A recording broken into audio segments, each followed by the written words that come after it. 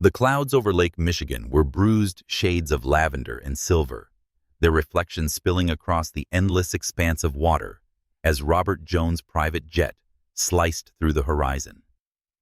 Inside the cabin, polished walnut paneling, cream leather seats, the quiet hum of wealth, Robert stood before the mirror in the small ensuite bathroom. He adjusted the knot of his silk tie until it sat in the center of his starched collar. At 45, Robert was the kind of man newspapers called Chicago's King of Steel and Stone. His developments towered above the city skyline, bearing his name in gleaming chrome. Every polished penthouse, every hotel lobby with a chandelier worth more than a suburban home, had been built on his relentless ambition. Yet as he smoothed the stray strand of dark hair and studied the man staring back at him, the hollow space inside his chest seemed to deepen.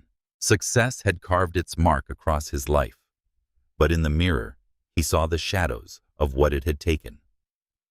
A soft knock at the door pulled him back. "Sir," his assistant called. "We'll be landing in O'Hare in 20 minutes. Robert splashed cold water on his face, chasing away the daze. He had to focus. Today's meeting could secure the largest redevelopment deal in the city's history, a multi-billion-dollar transformation of the old riverfront industrial district. A deal that would etch his name into Chicago's legacy forever. But focus, he was learning, was a fragile thing. It could shatter in a heartbeat when memories slipped through the cracks. And lately, they always slipped back to her. Rose Edwards. The name alone could loosen the firm grip he kept on his composure. 5 years ago, she'd walked out of his life with nothing more than a folded letter on his pillow. "I have to find myself again," it had said in her careful handwriting. No explanations beyond that, no chance to change her mind. Rose had been unlike anyone else in his world. A gifted painter who taught art at a youth center on the east side of Detroit, she'd met him at a gala he'd only attended out of obligation. While others hovered near him with champagne flutes and business cards, Rose had confronted him about the lack of arts funding in underserved neighborhoods. She'd done it with those warm, steady brown eyes that seemed to see the man beneath the tailored suit. Her smile could light up a dim alley. Her laugh could disarm an entire boardroom. And when she loved, like it was the only language she knew. The tabloids had nearly combusted when they went public. Chicago's most eligible white billionaire, and a black artist from Detroit's working-class heart. He hadn't cared. For the first time in his life, he'd found someone who didn't measure him by the size of his portfolio. They'd married in a whirlwind 6 months. From first date to vows, his mother's thin-lipped disapproval shadowing every step. Margaret Jones had made her feelings clear in ways polite society perfected coded remarks at charity dinners, icy smiles at public events. Not ready for mixed-race airs, she had once murmured to a friend, when she thought no one else could hear. Robert hadn't heard that remark back then. But Rose had. The weight of scrutiny, the whispers in luxury dining rooms, the pressure to behave a certain way in public, all of it pressed in until one day she was gone.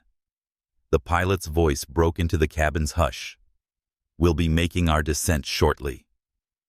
Robert exhaled, straightened his jacket, and moved back to his seat.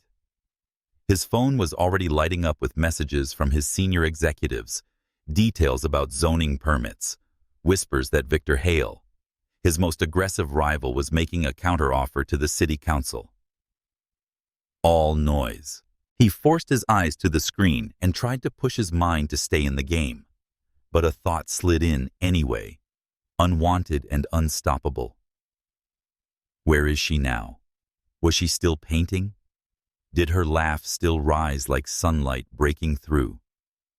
Did she think about the nights they stayed on the balcony, planning futures they never built?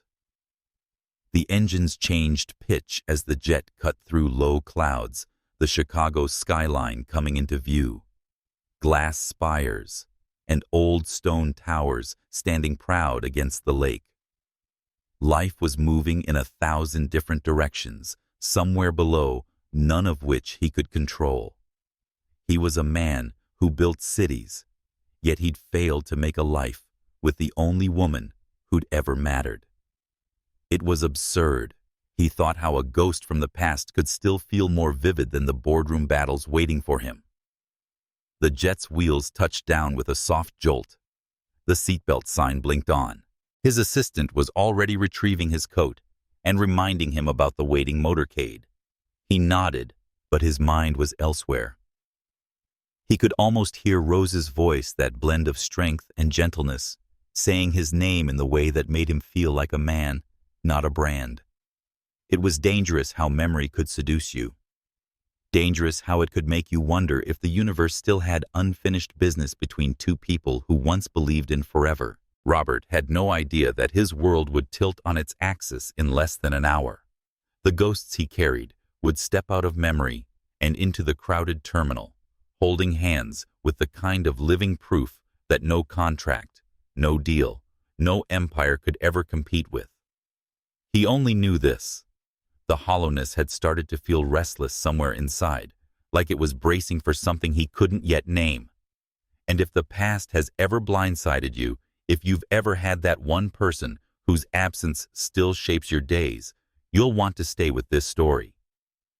Because what Robert Jones is about to see in O'Hare International Airport will challenge everything he's built, every choice he's made, and every belief he's clung to about who he is.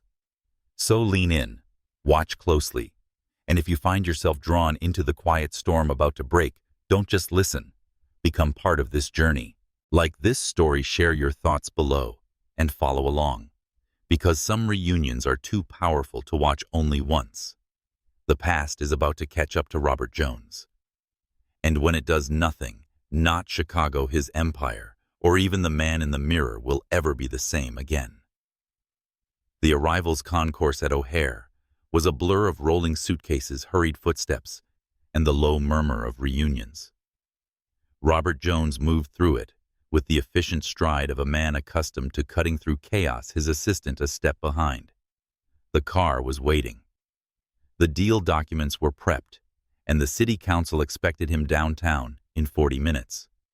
But his steps faltered just as he passed the glass wall separating the private terminal from the main one. At first he thought it was a trick of the crowd, a familiar shape that the mind reached for when tired. But then she turned her head. Rose. The name lit up in his mind like a flare. She was standing a few yards away, sunlight from the skylight washing over her, like it had been instructed to follow her alone. Her hair, longer now, was twisted into elegant braids that framed her face. She wore a simple cream sundress that moved when she walked, hinting at the grace he'd once memorized. For a moment, he forgot how to breathe. Then his gaze shifted, and the air seemed to thin even more. On either side of her, holding her hands, were two boys. They couldn't have been more than 4. Their skin was a warm caramel, their features strikingly familiar, but the eyes undid him. Green. He's green. Robert stopped moving. His assistant's voice was in the background, asking if he was all right, but the words were muffled. He couldn't take his eyes off them. It was like looking at a photograph of himself at that age, split into 2 smaller bodies that shifted restlessly, tugging at their mother's hands. One boy bent to tie a loose shoelace, and Rose knelt beside him. The other pressed his face to the glass, pointing at the plains beyond with bright, animated gestures. Robert knew that expression, his curiosity, that sharp hunger to understand the moving parts of the world. The realization struck with the precision of a blade. She had been pregnant when she left. He hadn't just lost her. He had lost them. Somewhere in the fog, his assistant was urging him toward the exit, mentioning the waiting car. Robert heard himself say something that made her stop mid-sentence. "Cancel the meeting." There was a beat of silence. "Sir, the council. Cancel everything." His voice was low but steady, carrying a finality that left no room for argument. Without another word, He started toward the glass doors that would take him into the main terminal. His pulse was a drumbeat in his ears. The crowd parted, and as he stepped closer, Rose's head lifted. Their eyes met across the distance. Shock flickered across her face, quick and unguarded. Then something more complex, wariness, maybe even fear, slid into place. She gripped the boy's hands more tightly and turned as if to vanish into the crowd. Rose. His voice carried over the noise, rich with urgency he couldn't hide. She froze. Slowly, she turned back, the boys looking at her for guidance. One of them, the one from the glass, stared openly at Robert, curiosity sparking in those mirrored eyes. The other shifted closer to her as though sensing the tension. When she spoke, her voice was soft, almost tentative. "Hello, Robert." He stepped closer, unable to mask how his gaze kept flicking to the boys. "Were you ever going to tell me?" The question came out rough, torn from somewhere deep. Her lips parted, and for a moment he thought she might deny it. But she swallowed and said, "I wanted to so many times." The boys looked at each other like they were following the edges of a story they didn't yet understand. One of them tugged at her dress. "Mommy, who's that man?" Robert felt the words hit sharp and unrelenting. That man. His own son's voice calling him a stranger. Rose glanced down at them, then back at Robert. She seemed to weigh something, her eyes searching his, as if for a sign he might not break what was already fragile. Finally, she said, "We should talk." He nodded. "Now." There was a long moment of hesitation, the kind that can change the course of years. Then she sighed, giving the faintest of nods. "Boys," she said gently, "how about some ice cream?" They lit up immediately, their small hands tightening around hers. Robert stepped beside them as they moved toward a cafe tucked into the corner of the terminal. He couldn't stop cataloging them, the slight differences in their faces, the way one seemed to lead and the other followed the tiny frown line that appeared above RJ's brow when he was thinking just like his own. Once seated at a corner table, Rose helped them decide between mint chocolate chip and cookie dough before sending them to the counter with a few bills. When they were out of earshot, Robert leaned in. "Names," he said quietly. Her eyes softened, but there was still caution there. "Michael and Robert Jr. We call him RJ." His chest tightened. "You named him after me." "It seemed right," she said, "even if you weren't there." He looked toward the boys, now leaning over the counter to watch their cones being made. "Why, Rose? Why would you keep this from me?" Her hands rested on the table, fingers twisting together. "Because I was scared. Because your world." She broke off, eyes flicking up to meet his. "Your world was suffocating me, Robert. And when I found out I was pregnant with twins, I panicked. If I stayed, they'd grow up under the same microscope I could barely survive. And you decided for me that I didn't deserve to know them." The raw edge in his voice made her flinch. "Do they even know about me? They know their daddy is a successful businessman. They've seen pictures. I never wanted them to think they weren't loved." Loved. The word landed heavily. He had loved them without even knowing their names. The boys returned, balancing their cones like small treasures. Michael grinned up at him. "We got the best kind." Want to see Robert found himself smiling, not the practiced polite smile for cameras, but something unguarded. "I'd like that," he said.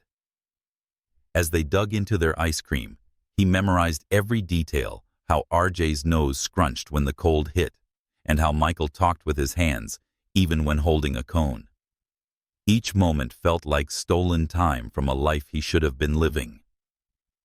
When the cones were half gone, and the boys were comparing whose was bigger, he looked at Rose again.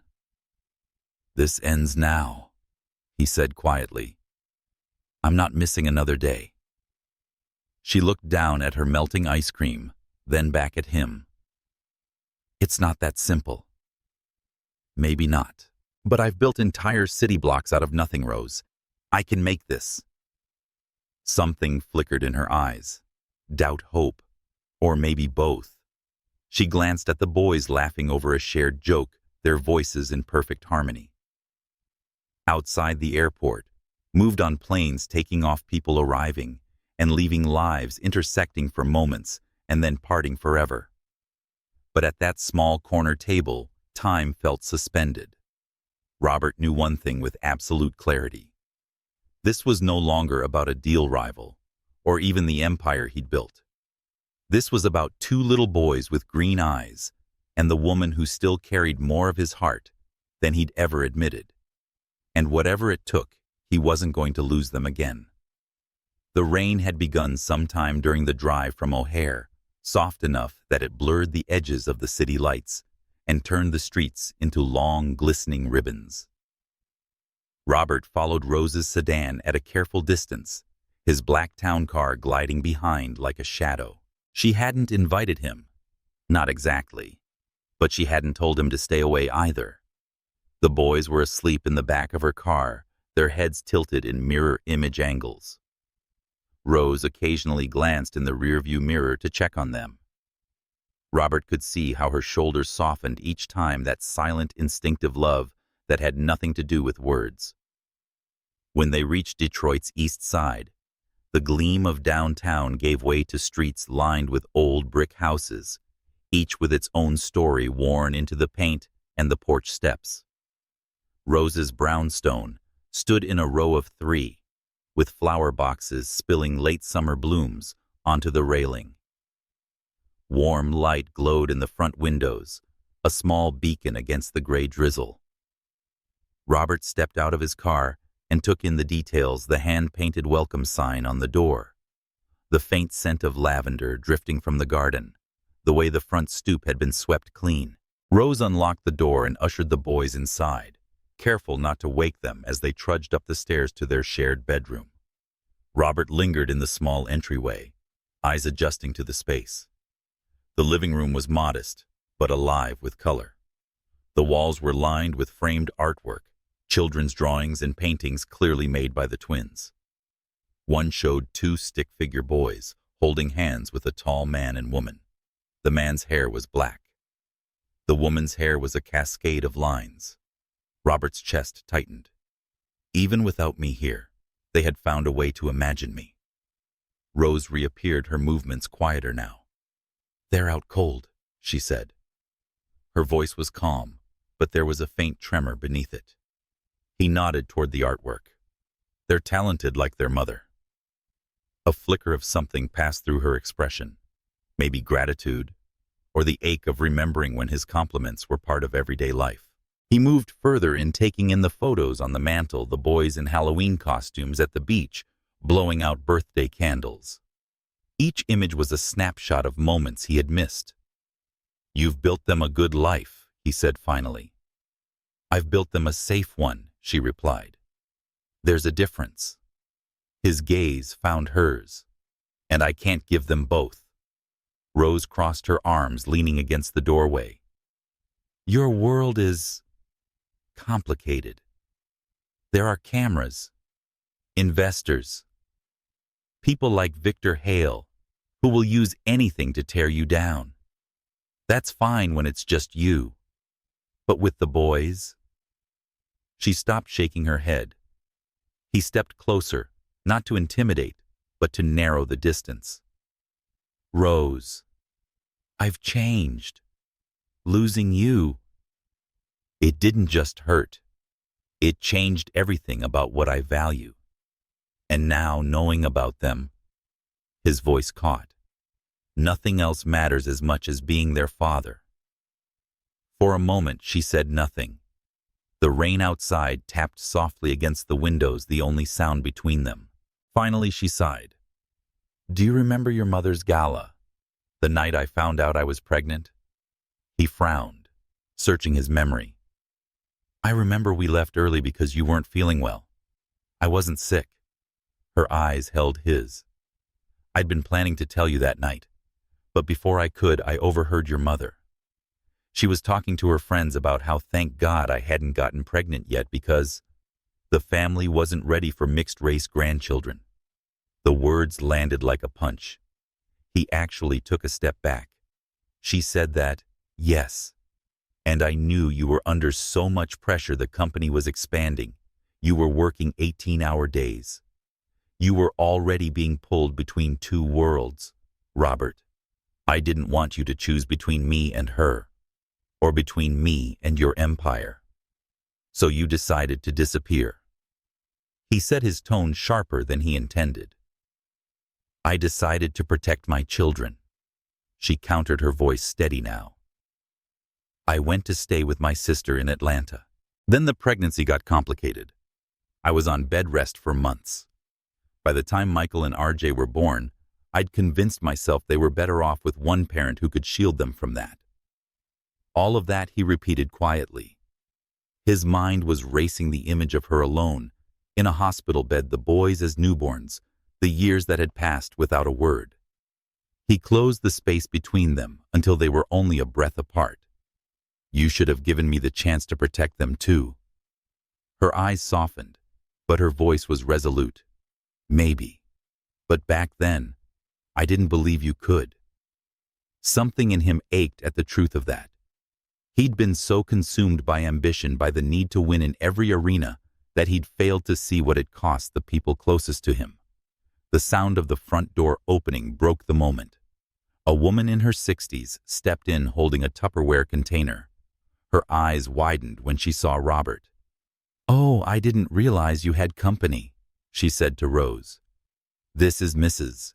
Palmer," Rose explained. "She's our neighbor. She helps watch the boys sometimes." Mrs. Palmer's gaze darted between them. "You're their father, aren't you? Those boys have your eyes." Robert managed a small smile. "Thank you for looking after them."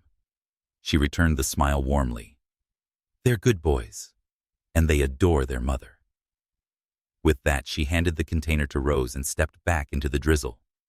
Rose closed the door, her shoulders slumping slightly, as if the conversation with Mrs. Palmer had reminded her of the quiet community she'd built here. "You see," she said, turning back to him, "even without you, they've had stability. And now you show up with your mother's fortune and Victor Hale breathing down your neck, and I'm supposed to open the door." "Yes," he said, "because I'm not leaving until I'm part of their lives every day. I wasn't here is a day I can't get back, but I can make sure I never miss another." Her eyes searched his as if testing the edges of that vow. The sudden patter of small feet on the stairs made them both turn. Two tousled heads peeked over the banister. Mommy Michael's voice was still thick with sleep. "Is that man still here?" Rose hesitated, then nodded. "Yes, baby." RJ blinked at Robert, then said, "Are you the man from the airport? The one who had ice cream with us?" Robert felt his chest tighten. "Yes, I'm that man." He glanced at Rose, and she gave a faint, almost imperceptible nod. The boys padded down the stairs, curiosity drawing them closer. "Boys," Rose said softly, "there's something important I need to tell you." They stood side by side, their small hands brushing. "This is Robert," she said. Her voice wavered just a little. "He's your father." Silence stretched. Michael studied Robert's face. "Is that why we have the same eyes?" Robert swallowed the lump in his throat. "Yes, buddy. That's precisely why." RJ tilted his head. "Why didn't you live with us like other dads?" The question was simple, yet it carried a weight that could crush. "I didn't know about you," Robert said honestly. "But now that I do, I want to be the best dad I can be, if you let me." The boys glanced at each other, a silent twin conversation passing between them. Then, without warning, RJ climbed into Robert's lap. "Can you teach me how to build tall buildings?" Robert's arms closed around him instinctively. "I'll teach you everything I know," not to be left out. Michael squeezed in next to them. Will you come to my school play? I'm going to be a tiger. Robert smiled, feeling the truth of his promise settle deep. I wouldn't miss it for anything in the world. Rose stood a few feet away, her expression unreadable. But there was a glimmer there, not quite trust, not yet forgiveness, but something that might one day grow into both. The auditorium smelled faintly of construction paper tempera paint and the nervous energy of children about to perform. Robert sat in the front row of the small elementary school, his knees brushing against the low stage. Beside him, Rose smoothed the skirt of her deep green dress, her eyes never straying far from the curtain where Michael and RJ would appear any moment. It had been only 3 days since he first stepped into their lives, yet something in him had already rearranged itself to make space for them. That morning when he'd arrived at Rose's brownstone to walk them to school, Michael had slipped his small hand into Robert's without a word, and RJ had tugged him toward the playground to show him the best climbing tree. Now in this room filled with folding chairs and eager parents, Robert felt a strange mixture of anticipation and peace. He was about to watch his sons step into the spotlight. The curtain parted just enough for him to glimpse a tiger's striped tail and the glint of green eyes beneath a paper mask. Michael's face was hidden, but Robert knew that determined set of shoulders. Beside him, RJ was half in costume, his forest explorer hat slipping slightly to one side as he whispered something to his brother that made the tiger's tail twitch with suppressed laughter. When the play began, Michael prowled across the stage with a growl so convincing it drew a round of delighted laughter from the audience. RJ played his part with unself-conscious charm, guiding the explorers to safety and taking his cues from Michael with the seamless intuition only twins seemed to share. Robert clapped until his palms stung pride swelling in his chest with each line they spoke. Rose's smile beside him was soft and luminous, and he wondered how many such moments she had carried alone. After the final bow, parents and children flooded into the cafeteria for cookies and juice. Robert followed the twins through the crowd, watching them wave to friends and hold up their costumes for admiration. That was when he saw her, Margaret Jones, standing near the back, her posture as rigid as ever, her pearls catching the fluorescent light. "Mother," he said, his tone measured. She inclined her head, eyes flicking past him toward the boys. "I decided to attend appearances after all."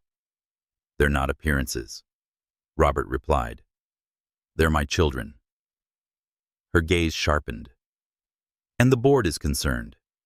Victor Hale has been in contact with several key investors. He's using this situation to question your leadership." Robert felt the familiar tug-of-war between the man who guarded his empire and the man who was learning what it meant to guard something far more fragile. Before he could answer, Michael bounded over, his tiger makeup slightly smudged. "Daddy, did you see when I scared the hunter?" "Was I the scariest tiger?" Robert knelt, so they were eye level. "Scariest tiger I've ever seen, buddy. Even real tigers would run from you." Michael beamed, but his smile faltered when he turned to greet Margaret. "Hello, grandmother." The title was formal, a word he'd been told to use. Margaret offered a polite but distant nod. "Michael." Robert noticed the glance Rose shot him from across the room, as if bracing for the small slights that could easily grow into wounds. RJ appeared next, clutching a cookie the size of his hand. He announced to no one in particular that we're going to the zoo tomorrow. "Yes," Rose confirmed, joining them. "The boys have been looking forward to it all week." Margaret's lips tightened. "Surely the zoo can wait. There's an investor meeting tomorrow morning. Billions are at stake." Robert straightened. "So is my promise to them. The meeting will happen without me." Her eyes flashed. "This is precisely the attitude that concerns the board." Rose stepped closer, her voice even. their children, Mrs. Jones. Their father promised them. Margaret's gaze moved from Rose back to Robert, and for a heartbeat, he thought he saw something almost like uncertainty there. But it was gone as quickly as it came. Later that evening, after they'd said their goodbyes and walked back to Rose's house under the glow of the street lamps, Robert found himself lingering at the top of her front steps. The boys had already dashed to their room, arguing amicably about whether tigers or explorers were cooler. Rose lingered in the doorway, her hand resting lightly on the frame. "You didn't have to stand up to her like that." "I did," Robert said. "Not for me. For them." She looked at him for a long moment, and he thought he saw something soften in her. The next morning dawned bright and sharp. The rain had swept away overnight. Robert arrived early, the hum of the city muffled in the quiet street. Inside the kitchen smelled of coffee and toast.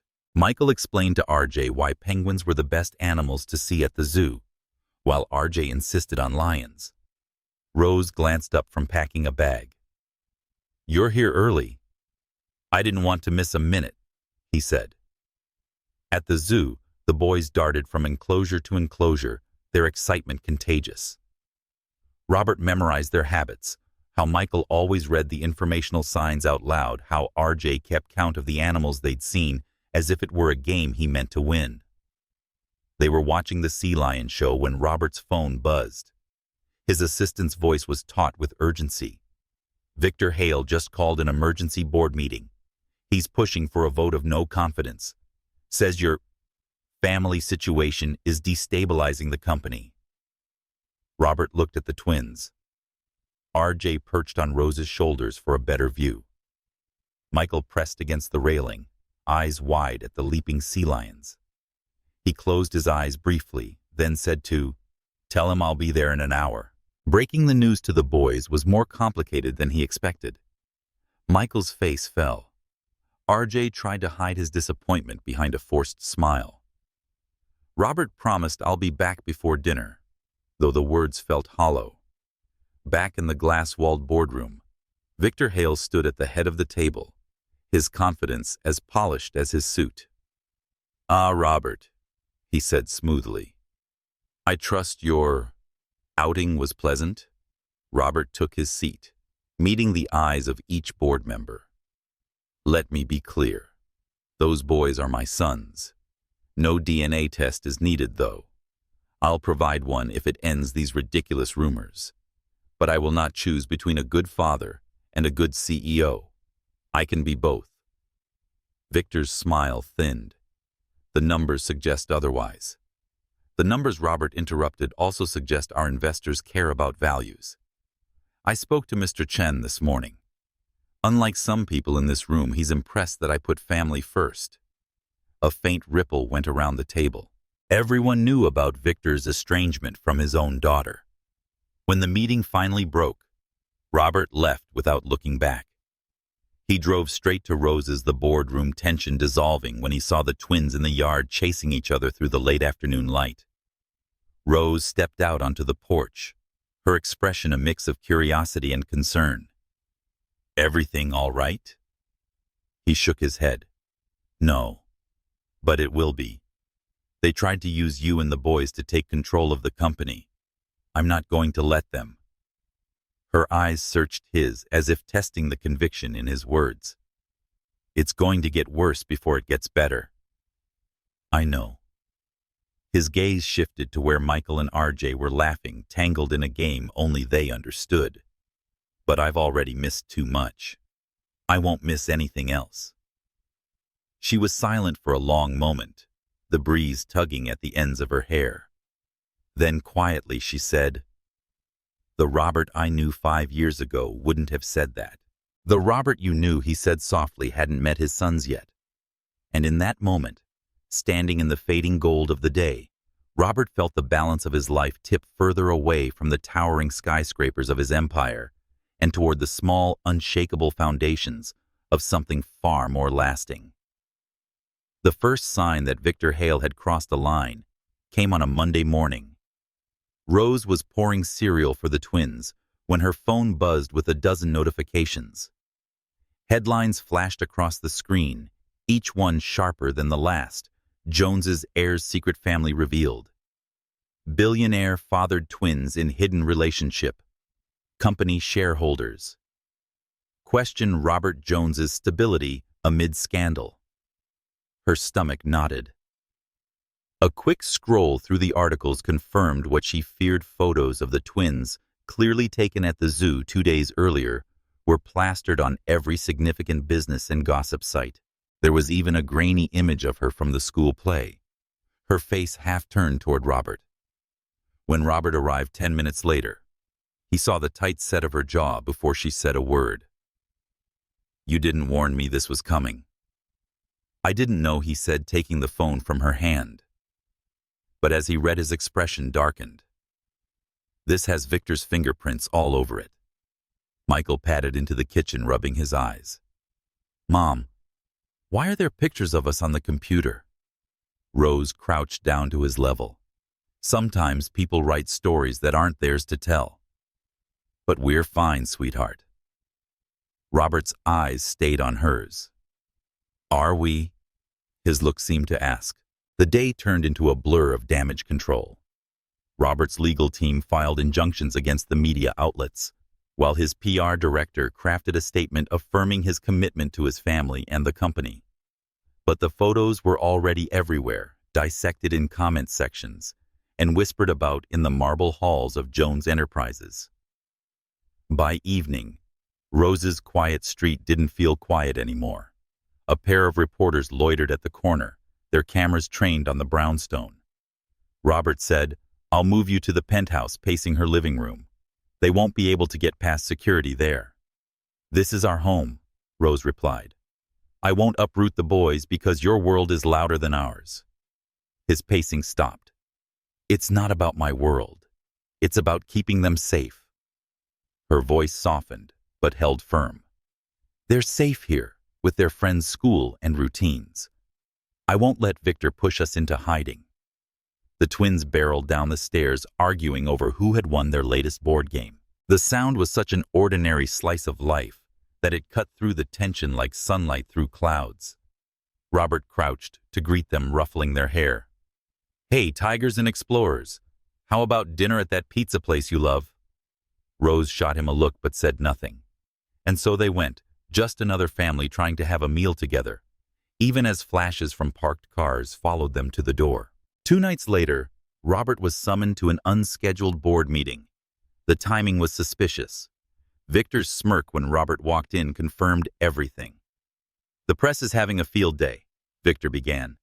"Investors are nervous. I propose we appoint a temporary co-CEO until the noise dies down." Robert's fingers tightened around the pen in his hand. "A co-CEO? You mean you?" Victor didn't deny it. "It's about stability. It's about a power grab," Robert said, letting the words land. "And let's be clear, the company's performance hasn't dipped. In fact, our quarterly projections are up. So if your concern is purely business, the numbers speak for themselves. If your concern is personal..." He let the pause stretch. "Then perhaps the board should question your motives." The room was silent. Victor's jaw worked, but he said nothing further. When Robert returned to Rose's that night, she was curled up on the couch, a blanket around her shoulders. The boys were asleep upstairs. "You look like you've been through a war," she murmured. "Feels like one," he admitted. "But it's not just the company anymore. Victor's making this about you and the boys.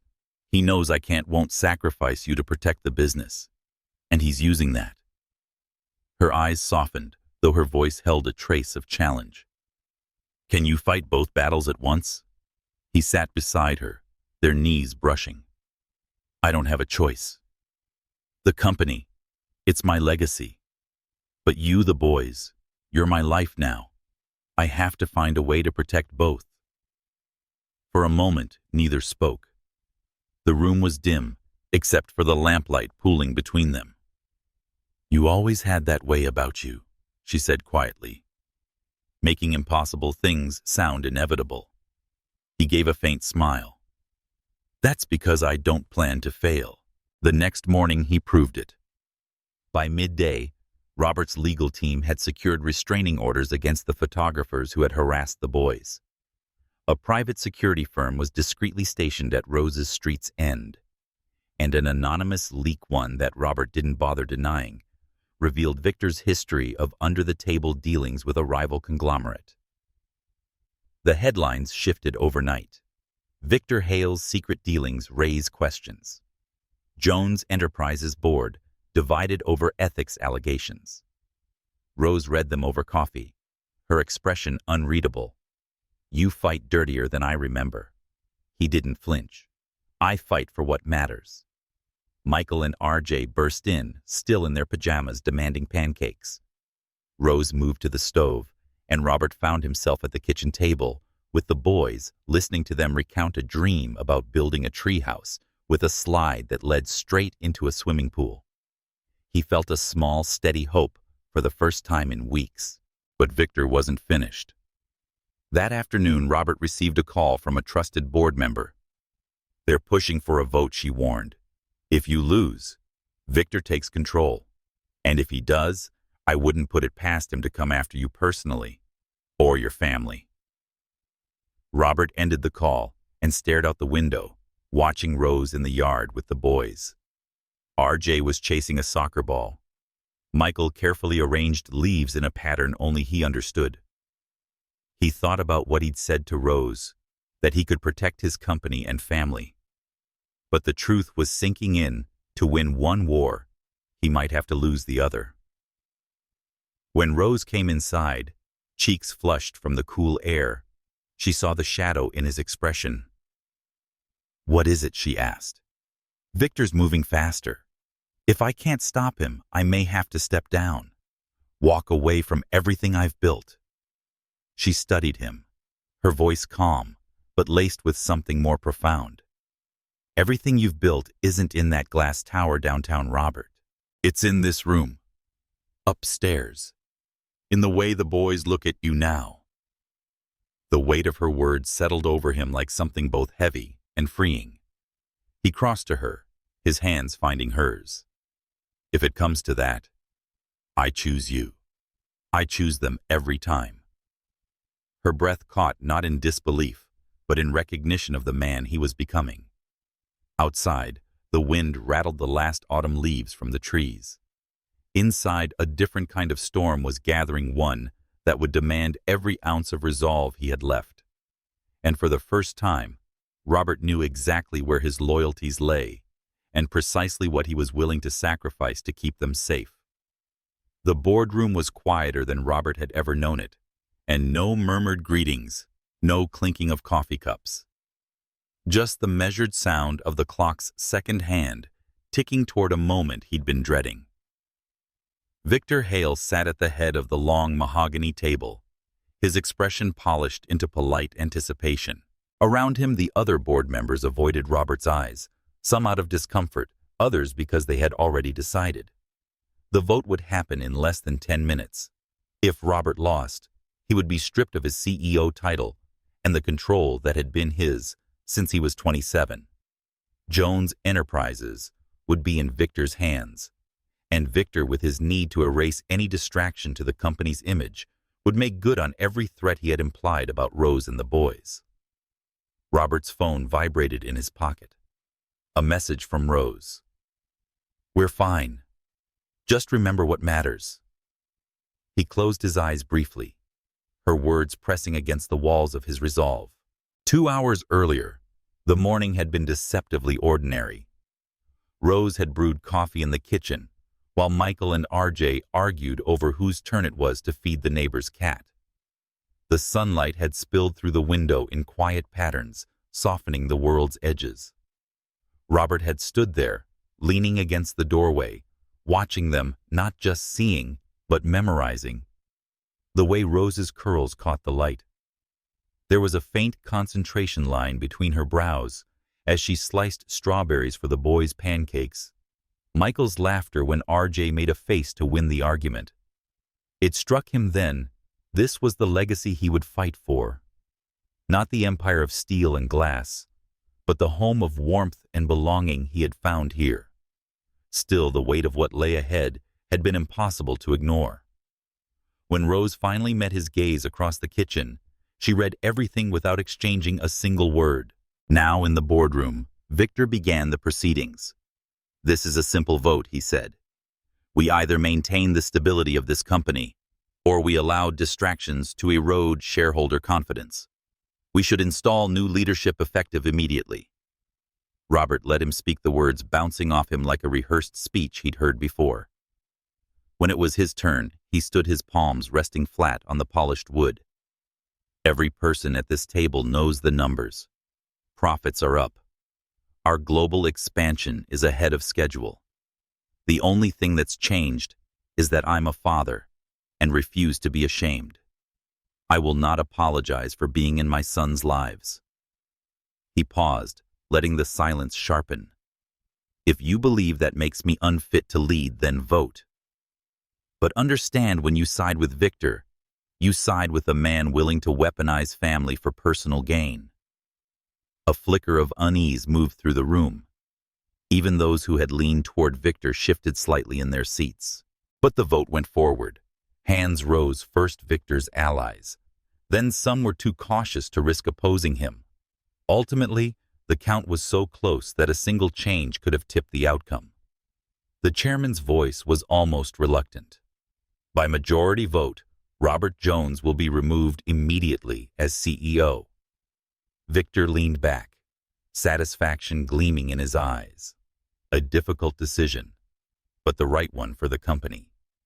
Robert didn't look at him. He gathered his papers, slid them into his briefcase, and walked out without another word. Outside, the cold air hit him like a clean break. He expected to feel rage, but there was an odd, hollow clarity. He had lost the company, but he had kept something far more dangerous to Victor: the freedom to fight on his own terms. By the time he reached Rose's brownstone, dusk had settled, painting the street in deep amber and violet. Rose opened the door before he knocked, her eyes searching his face for the truth. "It's done," he said.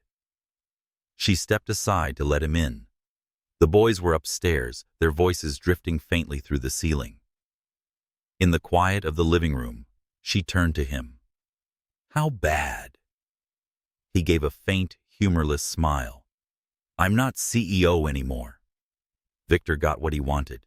Her lips parted, but before she could speak, he added, "I don't regret it." She studied him for a long moment, her expression mixed with admiration and concern. "You mean that I walked in knowing I might walk out without the company, but I also walked out knowing Victor can't use you or the boys as leverage anymore." Her breath caught, not from surprise, but from the weight of what he had given up. "Robert." He reached for her hand. 5 years ago, I would have fought for the company no matter the cost. Now I know the costs, and I'm not willing to pay them." Later, after the boys had gone to bed, they sat together on the couch. Outside, snow had begun to fall in light, swirling patterns. "You're going to miss it," she said softly. "The company." He thought for a moment. "I'll miss the challenge, the rush of building something. But I don't forget those who made me believe my worth was tied to a title." Her eyes held his. "What will you do now?" "I don't know yet," he admitted. "But I know this: whatever I build next will be on my own terms. And it's going to leave me enough room to be here." The word "here" hung between them, full of unspoken meaning. Here in this house. Here with the boys. Here with her. The next morning brought a different kind of awakening. Robert was in the kitchen making coffee when Michael wandered in, still half asleep. He said, "Mom says you don't work in the big building anymore." "That's right," Robert replied, pouring him a glass of orange juice. Michael frowned thoughtfully. "Does that mean you can come to more games?" Robert smiled. "It means I won't miss any." RJ appeared then, rubbing his eyes. "And movie nights." "Every one of them," Robert promised. The twins grinned, accepting this answer with the absolute certainty children had when they believed in something. Rose appeared in the doorway, watching the scene with an expression Robert couldn't quite name. Part relief, part wonder, part something he hoped was the beginning of trust. That afternoon, as they walked together through the neighborhood, Robert felt the city differently. It was no longer a backdrop to his ambition, but a place threaded with the small moments that now filled his days. Rose's laughter when RJ tried to balance on a curb. Michael's hand slipping into his without thought, the sound of a basketball game drifting from a nearby park. The skyscrapers still gleamed in the distance, but they no longer pulled at him as they once had. Rose glanced at him as they crossed the street. "You don't look like a man who's lost something." He met her gaze. "Maybe because I haven't." And for the first time since this all began, he felt it, the quiet, steady truth that the war might be over, but the life he wanted was beginning. In the days after Robert's resignation, the rhythm of life at Rose's brownstone began to shift. Mornings no longer started with him rushing out the door in a tailored suit, phone pressed to his ear, his coffee cooling on the counter. Instead, they began with the soft thud of sneakers as he walked the twins to school. Michael chatting about dinosaurs, while RJ planned his next soccer match in vivid detail. Rose noticed the difference immediately. He didn't just exist in their mornings now, he was present. He knelt to tie RJ's laces, stopped to help Michael catch a falling leaf before it touched the ground, and listened unhurriedly when they begged to take the long way home past the bakery. But she also noticed something else. There was a quiet restlessness in him, the energy that once fueled mergers and market expansions now pacing inside him with nowhere to go. One afternoon, while she folded laundry at the dining table, she found him in the corner of the room with a legal pad scribbling in quick, deliberate strokes. "What's that?" she asked without looking up from the shirt she was folding. "An idea," he said, not pausing his writing. "For what?" He glanced at her, the faintest smile tugging at his lips. "For something that's mine this time. No board, no politics, just work is worth doing." She raised an eyebrow. "And what work is that?" He hesitated, as if the thought had been fragile until now. "A community development firm, mixed-use projects, affordable housing tied to small business spaces, places where families like yours—" He caught himself. "Like ours, we can grow without being pushed out." Her hands stilled over the laundry. "You've been thinking about this for a while. Longer than I realized," he admitted. "I just never thought I'd have the freedom to do it." They spoke for hours that night, long after the boys had gone to bed. Rose asked questions, and Robert answered with a clarity that surprised even him. She challenged his assumptions, poked holes in his projections, and by the time they both realized it was nearly midnight, the legal pad was filled with crossed-out numbers arrows and scribbled notes in both their handwriting. "You'd be good at this," she said, at last, her voice softer now. He looked at her across the table, lit only by the low kitchen lamp. "I'd be better with you in it." Her heart gave an unsteady beat, but she didn't look away. The following week became a blur of planning. Robert toured neighborhoods in Harlem, the Bronx, and Brooklyn, meeting with community leaders, gathering information, and listening more than he spoke. Rose sometimes joined him, introducing him to people she knew from her volunteer work at the library and local schools. It was in those moments that she began to see a side of him she hadn't fully believed in before. Not just the man who could command a boardroom, but the man who could stand in a cramped kitchen with a single mother of 3 and ask without condescension, "What do you need most?" And listen. Really listen to the answer. One evening they returned from a meeting in Queens to find Michael and RJ sprawled on the living room floor, building a sprawling Lego city. "Can we put it in a soccer stadium?" RJ asked without looking up. Michael countered that it would only be if we had a dinosaur park. Robert crouched beside them. "How about both cities are better when everyone gets something they love?" Rose stood in the doorway, watching the three of them huddle over plastic bricks, the glow of the lamp casting them in warm light. For the first time since Robert had re-entered their lives, she felt something loosen inside her, the faint but growing belief that maybe, just maybe, this could work. But peace never lasted long where Victor Hale was concerned.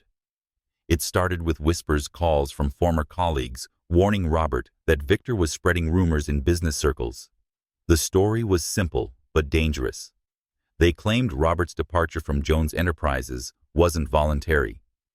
He had been forced out due to unstable personal circumstances that would make investors wary of future ventures. When Robert told Rose, she set her mug down slightly too hard. "He's trying to cut you off before you even start." "Yes," Robert said, his jaw tightening. "But this time, I'm not playing defense." 2 days later, Robert arranged a meeting with a journalist. He trusted someone he had once refused to give an exclusive to because the timing hadn't been right. Now it was perfect. The resulting profile was sharp, but balanced. From billion-dollar boardrooms to neighborhood streets, Robert Jones's next chapter. It told the truth about his departure, Victor's maneuvering and vision for the new firm. But it also told something else. Victor could never spin that Robert had walked away from power for family, and that he was building something to last beyond his own lifetime. The photo accompanying the article showed him standing in front of an empty lot in Harlem, his hand resting lightly on RJ's shoulder, Michael leaning against his other side. Rose wasn't in the shot, but she had been there just out of frame watching. The article went viral in certain circles. Calls began to come in, not from hedge funds or venture capitalists, but from local investors, nonprofit organizations, even a retired architect who had read the piece and wanted to help. Rose teased him that he looked more relaxed in those meetings than in a corporate one. He grinned because nobody here is trying to take my chair. They're just trying to build the table. Still, there were moments when the magnitude of what he had lost caught up with him. One night, she found him staring at the winter sky in the backyard. "Can't sleep?" she asked. "Too many ideas," he said, but his voice was quieter than usual, and a little bit of wondering if I'm out of my depth. She moved to stand beside him close enough that their shoulders brushed. "Depth isn't the problem. You've been swimming in the wrong waters for years. Now you're finally in the right ones." He turned to her then, and his eyes searched hers in the dim porch light. "You make me believe that. That's because I do." The air between them felt charged, threaded with something fragile, but undeniable. By the end of that week, the first official plans for the project were drafted. The twins had insisted on naming the imaginary Lego city Jones Edwards City, and when Robert jokingly told them he'd consider the name for the real one, they had cheered like they'd won the World Cup. For Robert, it wasn't just a name. It was the first time he had said their names together publicly and without hesitation. And in the warmth of Rose's smile when she heard it, he felt the shape of a future that none of Victor's schemes could take from him. The first sign of trouble came in the form of an email. A terse 2-line message from the city's zoning commission. "Your proposed development application has been delayed and is pending further review. Please refrain from initiating any site activity until further notice." Robert read it twice, then a third time. It was the language that didn't just mean a delay, it meant someone had found a way to jam the gears, and there was only one person who would want that. When Rose came downstairs tying her robe at the waist, Robert was standing in the kitchen with the email on his phone, his coffee untouched. "What is it?" she asked, instantly catching the tightness in his stance. He handed her the phone. She read it, her brow furrowing. Victor, Robert confirmed.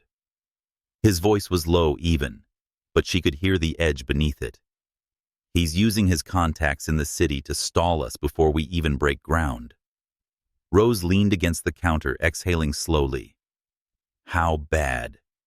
"Bad enough," he said. "Delays like this cost money. Momentum.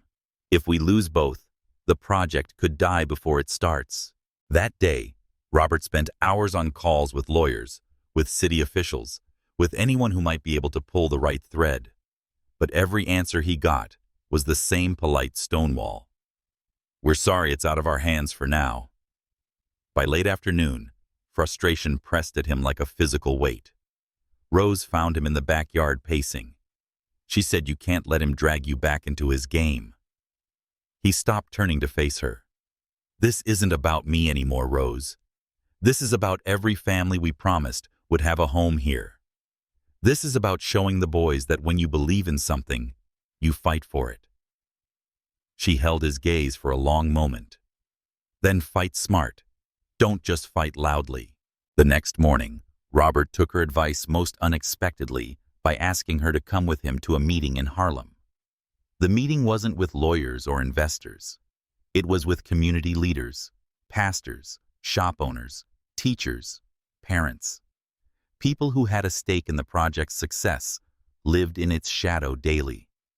Robert stood at the front of the small church hall, his suit jacket draped over a folding chair, his sleeves rolled to the elbows.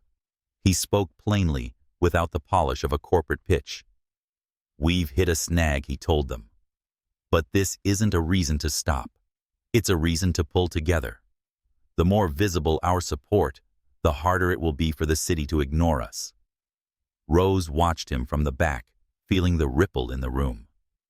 He didn't just speak to them. He talked with them, listening when they responded, nodding when someone suggested a rally, asking questions when another offered to organize a petition. When the meeting ended, people stayed. They shook his hand. They hugged Rose. They asked how the twins were doing. And for the first time in days, she saw the tightness in Robert's shoulders ease. But Victor was not a man to watch his target gather strength without striking again. 2 weeks later, a headline appeared in a business column. "Questions arise over Robert Jones's new development project." The article was a carefully crafted smear. After leaving Jones Enterprises, it questioned his financial stability, hinted at unverified personal entanglements, and suggested his project could be a well-intentioned but naive venture doomed to fail. Rose read it in the kitchen, her hands gripping the paper. "This is disgusting." Robert set down his coffee. "It's Victor." "Yes, but—" She broke off, pressing her lips together. "Robert, this isn't just about you anymore. They're going to drag me into it, the boys." He crossed to her, resting his hands on her shoulders. "Rose, listen to me. He wants you scared. He wants you to think you're safer if you step back. But we both know the only way through this is forward." She searched his face, seeing the certainty there, and something else. Fear. Not for himself, but for her. That night, long after the boys were asleep, they sat together in the dim light of the living room. Outside, the city hummed quietly, oblivious to the storm Victor was trying to create. Rose said softly, "Do you ever wish you just walked away clean from all of it?" Robert didn't answer immediately. He reached over, brushing a curl from her cheek. "If I had, I wouldn't be here. With you, with them. And that's worth every fight." Her breath caught. "Even this one. Especially this one," he said. The following week, the community's response began to take shape. The petition grew past 1,000 signatures in days. Local news stations started asking questions about the project, and more importantly, why it had been delayed. One Saturday morning, they held a block gathering near the empty lot. Food trucks lined the curb, kids played soccer in the street, and banners fluttered with the project's name. Rose watched Robert move through the crowd, shaking hands, laughing with kids, listening intently to anyone who spoke to him. She realized then that this wasn't just about proving Victor wrong. It was about proving to himself that he could lead without power being a weapon. She smiled when he returned to her side, his shirt sleeves rolled up and a smudge of paint on his forearm from helping the kids with a mural. You're starting to look like you belong here. He glanced at the mural, bright colors spelling home for all. Then back at her. I think I do. But the breaking point came a few nights later. Robert's phone rang just after midnight. The voice on the other end was one of his contacts in the city. Robert, I don't know how to say this, but the zoning board will reject your application outright. They're claiming community objections. Community objections. Robert's voice was sharp. We have over 1,000 signatures in support. The contact hesitated. They've been given letters from supposed residents, complaints about noise traffic and gentrification. I'm told they're signed by people who don't exist. Robert closed his eyes, gripping the phone so tightly his knuckles ached. Victor. The contact didn't answer, but the silence was confirmation enough. Rose was awake when he hung up, watching him from the doorway. What happened? She asked. He told her. She stepped closer, her voice steady but low. Then we prove their lies, all of them. And we don't do it alone this time. Her words landed like an anchor in the storm. Robert nodded slowly. No, not alone. And at that moment, he realized something. Victor could strip titles, freeze projects, and plant falsehoods. But he couldn't remove what Robert had gained since walking away from Jones Enterprises. A home, a family, and a woman would stand beside him, even at the breaking point. Morning light filtered through the curtains, pale and cool, as if the day held its breath. Robert sat at the kitchen table, with his laptop open, scrolling through the community objections the zoning board claimed to have received. They were riddled with inconsistencies, addresses that didn't exist, signatures that were shaky, photocopies, complaints written in identical phrasing. It was a clumsy fabrication that would have been laughable if not for the damage it could do. Rose poured coffee into 2 mugs and set one in front of him. Any luck? He looked up at her, the shadow of exhaustion in his eyes. It's worse than I thought. Victor didn't just pay people off. He invented them. Her lips pressed into a thin line. Then we need to show everyone exactly what he's doing. By mid-morning, their small kitchen had transformed into a war room. Laptops printed maps of the neighborhood, highlighters and sticky notes covered the table. Robert was making a list of the fake addresses when Rose leaned over, pointing to one of them. I know this block, she said. It's a laundromat on the corner, not an apartment building. I used to go there with my mom. Her voice carried something more than just recognition. It had memory. Robert glanced at her, wondering how many streets in this city held pieces of her life he'd never known about. They worked side by side, and for the first time, Robert understood this wasn't his fight anymore. It was theirs. 2 days later, they stood together in front of a camera crew from a local news station.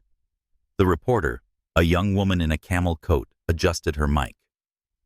Mr. Jones, Ms. Edwards, what do you say to those who claim your project is facing legitimate community pushback? Rose answered before Robert could speak. I say walk with us. Meet the people who live here. See for yourself if these objections are real. Robert watched her as she spoke, her posture straight, her voice calm but resolute.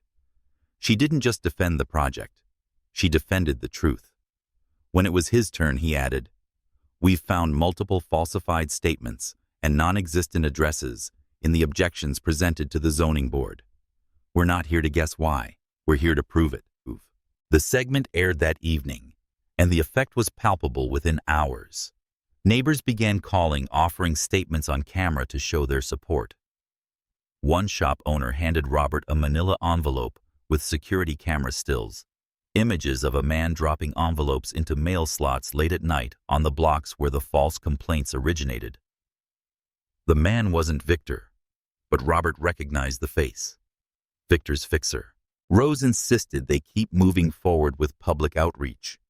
They spent their afternoons walking the neighborhood with clipboards, talking to residents, explaining what was happening.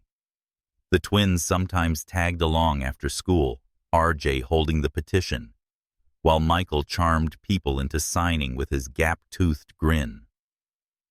One evening, they stopped at a corner bakery as the sun dipped behind the skyline. Rose ordered 2 coffees, and Robert leaned against the counter, watching her laugh with the owner, a silver-haired woman who spoke with the warmth of an old friend. He then realized how deeply she belonged here. Her roots ran through the streets, shops, and faces in a way he never had. And how in protecting this project, she wasn't just helping him. She was protecting the fabric of her own world. The turning point came a week later. They had gathered at the community center to review affidavits from residents confirming their support for the project.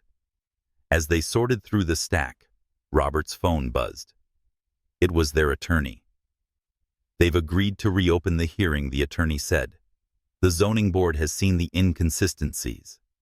They want to hear your case." Robert met Rose's eyes as he ended the call. "We have a chance." Her lips curved into a slow smile. "Then let's make it count."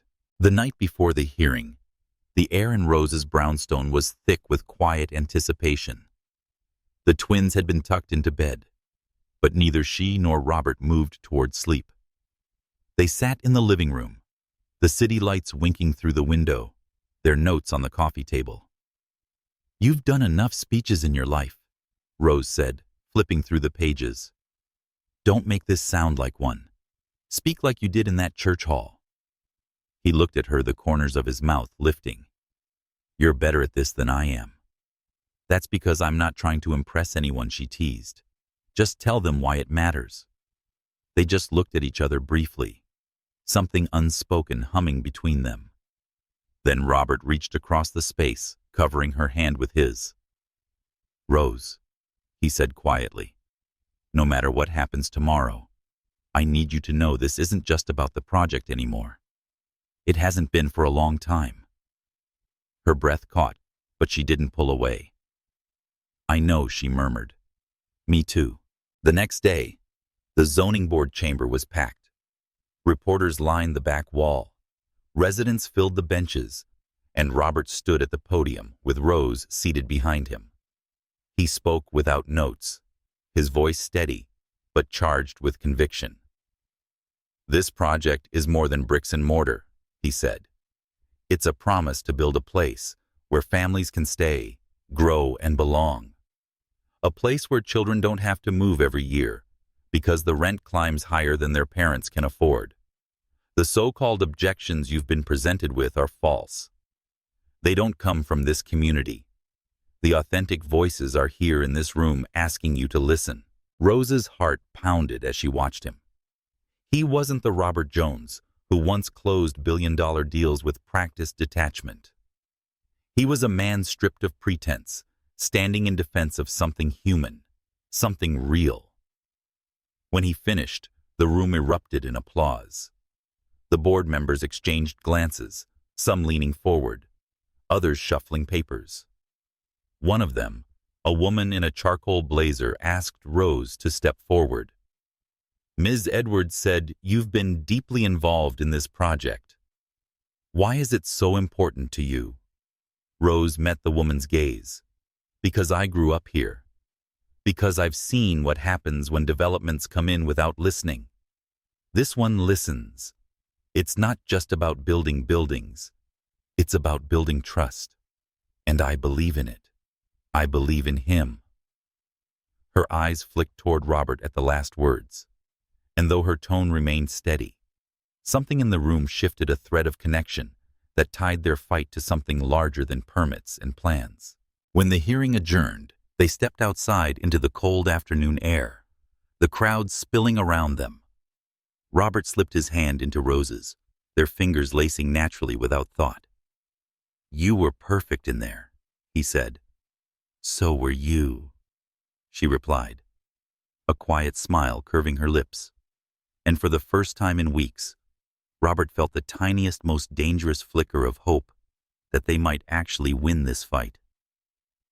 Snow fell in lazy spirals over the city, the kind that softened even the hardest edges of brick and steel.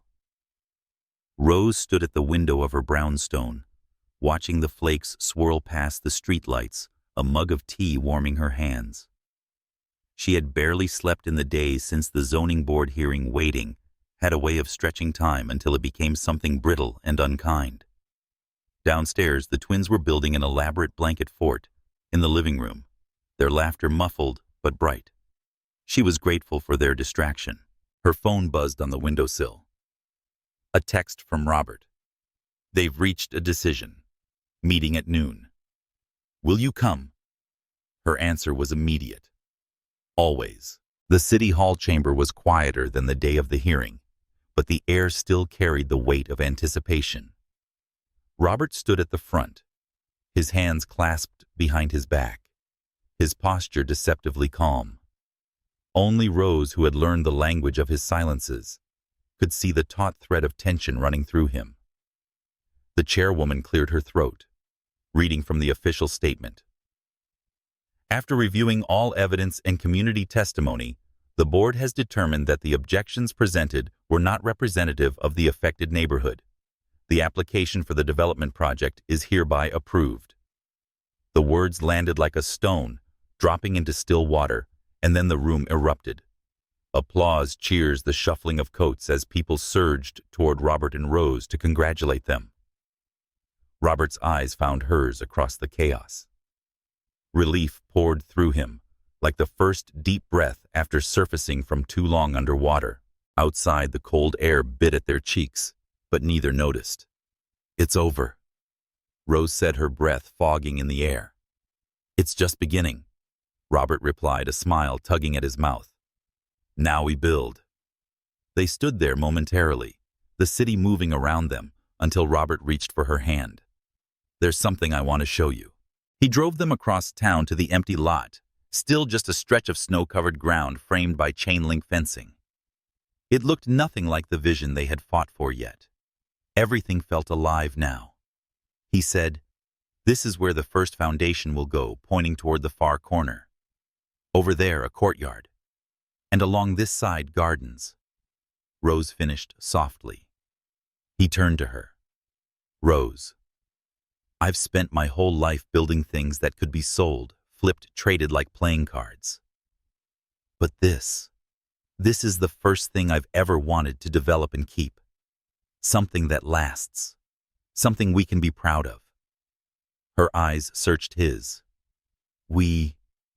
Yes." His voice was low, confident, "because I can't imagine doing this without you." She didn't answer right away. She just looked at the snow clinging to the fence, the faint tracks of their boots in the powder. Then she stepped closer, her gloved hand brushing his. "You fought for this project, Robert," she said. "But you fought for me too, and I don't forget that." He exhaled slowly, as if the truth between them had been waiting. "I didn't just fight for you, Rose. I fought because of you, because you reminded me there's more to life than winning. There's living, there's loving." The word hung between them, fragile and electric, snowflakes caught in her curls as she looked up at him. "So what happens now?" He smiled, a little crooked, a little unsure. Now I stop pretending that this is just about a project, and I ask you to let me be more than a man who builds buildings in your neighborhood." Her breath caught. "And if I say yes?" His smile deepened. "Then we start building something else, something ours." The snow was still falling when he leaned in, his lips brushing hers in a kiss that was both an ending and a beginning. It wasn't rushed. It wasn't desperate. It was the steady claiming of two people who had fought, bled, and believed together, and had come out stronger for it. When they pulled apart, the world felt quieter. The city's noise muted beneath the weight of their own heartbeat. In the weeks that followed, the lot began to transform. Machinery rolled in breaking ground, where snow had once lain undisturbed. The community came to watch, help, and lay the first stones. Rose was there, daily clipboard in hand, juggling schedules and supply lists, while Robert moved between blueprints and muddy work boots. The twins appointed themselves junior site supervisors, much to the amusement of the construction crew. By spring, the frame of the first building rose against the skyline, a promise made visible. One evening after the workers had gone and the site was quiet, Robert and Rose stood together in the shell of what would be the community center. "You know," he said, looking out at the half-built walls, "this might be the most beautiful thing I've ever made." She smiled. "You didn't make it alone." "No," he agreed, his eyes softening as they met hers. "And that's why it's perfect." Their story of the fight, the victory, the love that had grown in the space between, began to travel beyond the neighborhood. People came to see the buildings and the two people who had refused to let power and greed erase the truth. And whenever someone asked how they did it, Robert would glance at Rose and answer simply, "Together." Like a city, love is built in layers in the foundations you don't see, and the walls you raise with patience and care. Robert and Rose had learned that the hard way, and in understanding it, they had found something worth more than titles, land, and all the fortunes Robert had ever held in his hands. They had found home. If you've been following Robert and Rose's journey, you know this wasn't just a story about fighting corruption. It was about building love and trust, brick by brick. If their story moved you, share your thoughts below. Like, comment, and follow, so you can be here when the next chapter of their lives unfolds, because some stories don't end. They keep building.